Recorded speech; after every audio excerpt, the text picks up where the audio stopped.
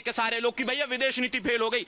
अब वो बोले कि हमने उस पे 2 आंसू नहीं बहाए, वो मरे थे। हाँ, खामनेई की मौत पे 2 आंसू नहीं बहाए थे जी, 4-5 दिन बाद जाके बहाए थे। आपको पता नहीं है कि हमारे विदेश सचिव गए थे, लिख के आए थे एक कंडोलेंसेज। अगर जो आपको लगता है कि पूरा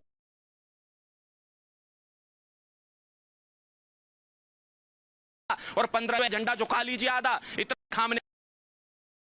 देखिए, इस देश में, दुनिया में बहुत जगह शिया रहते हैं, बहरीन में बहुत शिया रहते हैं, बहरीन में ज्यादा शिया रहते हैं। यहां के शियाओं को दिक्कत थी, भारत के शियाओं ने प्रोटेस्ट किया, सरकार ने मना किया है ना, लेकिन बहरीन में उन्हीं शियाओं को प्रोटेस्ट नहीं करने दिया गया, वो चुपचाप खड़े रहे वहां। खामनेई तो उनके ज्यादा करीबी थे।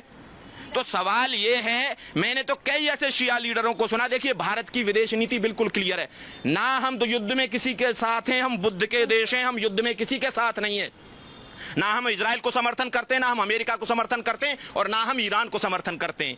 जब विदेश नीति में इतनी क्लैरिटी है कि भाई हम बिल्कुल अलग खड़े हैं, तो फिर आपको क्यों इस देश को घसीटना है उसमें? विपक्ष ये बता दे, विपक्ष चाह रहा है कि भारत घसीटा जाए इसमें, और भारत ईरान के पक्ष में दिखे। भाई ऐसा है, अगर जो आपको भारत को ईरान के पक्ष में ही दिखाना था, तो सरकार को, ये देश की जनता आपको सरकार में चुन देती। अगर जो कोई चुनी हुई सरकार इस देश की जनता ने केंद्र में बैठा रखी है, तो उसको नीति और नीतिगत निर्णय लेने का पूरा अधिकार है, उस पर किसी कोई फेंट बट है। अगर जो इस देश की जनता ने एक सरकार बैठाई और लगातार उस सरकार को मैंडेट देती जा रही है इस देश की जनता, तो देश की जनता को सरकार में भरोसा है, और भरोसा है तो प्रधानमंत्री है, तो प्रधानमंत्री और विदेश जो मंत्री हैं, विदेश सचिव हैं, या हमारी जो फॉरेन पॉलिसी है, उस पे इस देश की जनता को भरोसा है। नहीं होती तो इस देश की जनता सड़कों पे होती।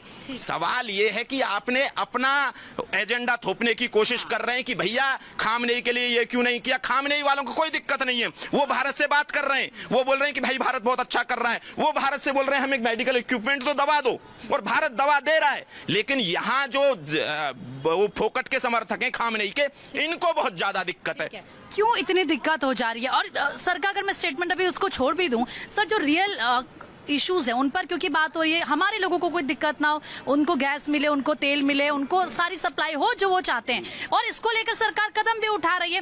तो फिर उसको सपोर्ट करने की जगह, उसको एक्सेप्ट करने की जगह इस तरह से विरोध करना क्या वाकई ठीक है? नहीं, ये तो विरोध सिर्फ विरोध के नाम पे है। अभी जो भाई साहब खामनेई के विषय में कह रहे थे कि आंसू क्यों नहीं बहाए, या सैलाब क्यों नहीं आया, या छुट्टियां क्यों नहीं हुई, झंडा क्यों नहीं नीचा हुआ, जो पहले आम आदमी पार्टी के शायद भाई साहब हैं वो जो बोल रहे थे। नहीं, उन्होंने बस ये बोला कि कुछ क्यों नहीं बोला। चलिए मैं बता देता हूँ खामनेई ने भारत के विषय में क्या बोला था।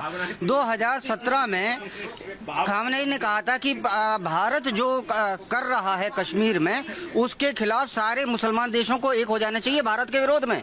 खामनेई का स्टेटमेंट था। उसके बाद 2020 में जो दिल्ली में दंगे हुए थे, उनने कहा बहुसंख्यक हिंदू दबा रहे हैं मुसलमानों को यहाँ पर।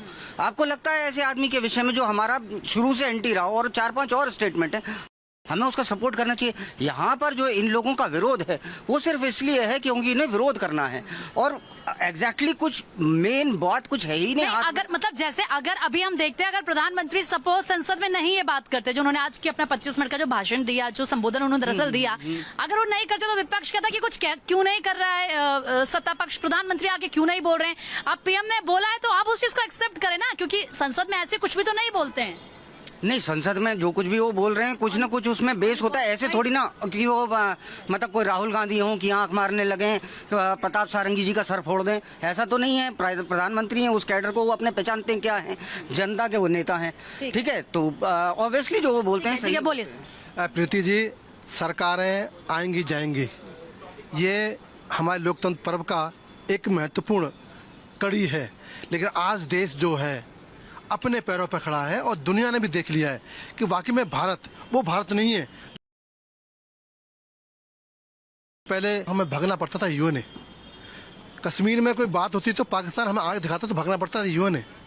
आज हमारी विदेश नीति, आज हमारे देश का हर एक नागरिक अपने आप को एक गर्वान्वित महसूस कर रहा है कि आज देश हमारे सुरक्षित हाथों में है, और अच्छे हाथों में। नीति हमारी अच्छी है, कारोबार हमारे अच्छे हैं, सरकार हमारी अच्छी है, और निडर सरकार है। मैं तो कहता हूँ मोदी जी का मैं धन्यवाद कैसे करूँ, मेरे पास शब्द नहीं है। अगर मोदी जी इस देश के शासक न होते तो आज हमारे पास रोटी नहीं मिल सकती। थी।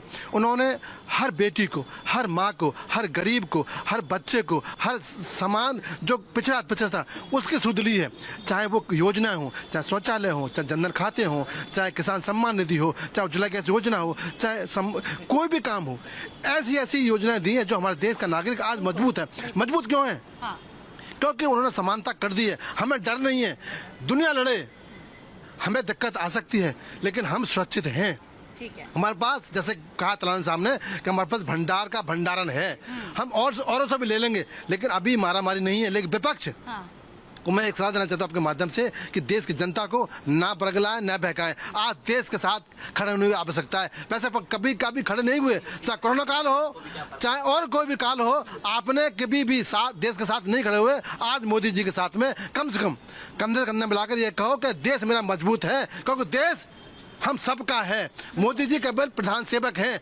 देश 144 जनता का है। आज देश का नागरिक अपने आप में कहता है 140 करोड़, 140 करोड़, सर ठीक है, हो जाता है। 140 करोड़ जनता का है और हर एक नागरिक आज अपने आप को अच्छा महसूस कर रहा है। यही देश की जनता का, यही नागरिक है। लेकिन ये विपक्षियों ने क्या ये छाती पीटते हैं, हाय मर गए, हमें कॉन्फ्रेंस नहीं की, हमारे को तेल नहीं मिल रहा, गैस नहीं मिल रही है। झूठे बना रहे। ये देश के जमाखोरों को बल दे रहे हैं। जिन जमाखोरों ने कोरोना काल में दवाइयों का ब्लैकमेल किया था, ऐसे वो जमाखोर, वो देश के दुश्मन है, समाज के दुश्मन है, हमारे हर नागरिक के दुश्मन है, जो जमाखोरी कर रहे हैं, जो 1 के 4 6 पैसे ले रहे हैं। बताइए सर क्या दिक्कत है? हाँ देखिए, अन्य सुन लीजिए। देखिए अभी दिक्कत हम लोगों को नहीं है। हाँ। भाई हम लोगों को दिक्कत नहीं है तो फिर किसको जाती है दिक्कत तो ऐसे लोगों को है। और सुन लीजिए भाई, जब ये कह रहे हैं कि इन्हों मोदी जी हैं, भाई मैं भी मानता हूँ, मेरे मुल्क के वजीर आजम है, मैं उनका दिल से सम्मान करता हूँ। भाई 2014 के बाद हिमालय पर बर्फ गिरनी चालू हुई है, 2014 के बाद।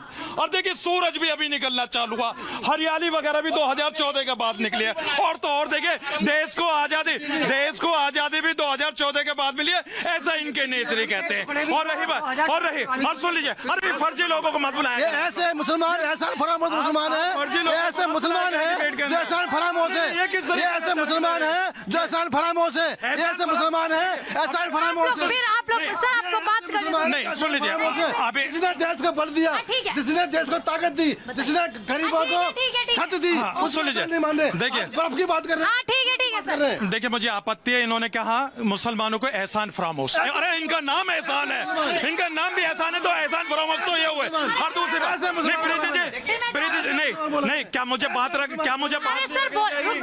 नहीं, अरे जल्दी बोलिए सर। नहीं, अगर मुझे बोलने नहीं दिया जा रहा तो मैं चुपचाप खड़ा हो जाता हूँ। क्या ऐसा नहीं चलेगा देश के अंदर? भाई अगर मैं बात रखने की कोशिश करता हूँ तो यहाँ पे उल्टी सीधी बातें करी जा रही हैं। अरे सर अब आप लड़ेंगे, ऐसे थोड़ी होगा, बोलिए ना जब मैं आपके पास। और देखिए सबसे बड़ी बात, कहीं ना कहीं जो आम लोग हैं उनका ये कहना है कि ठीक है, जिस तरीके से हमने कोविड में सिचुएशन को देखा था, कंट्रोल हो गई थी, और उसी तरीके से आज देखिए पीएम की तरफ से पूरी इन्फॉर्मेशन दी गई। 25 मिनट का उनका संबोधन था जिसमें उन्होंने बताया कि चाहे गैस की बात कर लें, तेल की बात कर लें, या फिर अनाज भंडार की बात कर लें, सारी हमारे पास सुविधाएं हैं, आम जन को कोई दिक्कत नहीं होगी। और हम बाकी के जो ऑप्शन है उसको भी देख रहे हैं। इसके लिए 2 ग्रुप्स बाकायदा बनाए गए हैं मिनिस्टर्स के, साथ ही साथ अधिकारियों के, जो उसको लेकर काम करेंगे। तो जाहिर सी बात है एक भरोसा प्रधानमंत्री नरेंद्र मोदी पर लोगों का नजर आता है। और कहीं ना कहीं सिचुएशन क्रिटिकल है, लेकिन ऐसे में सरकार के साथ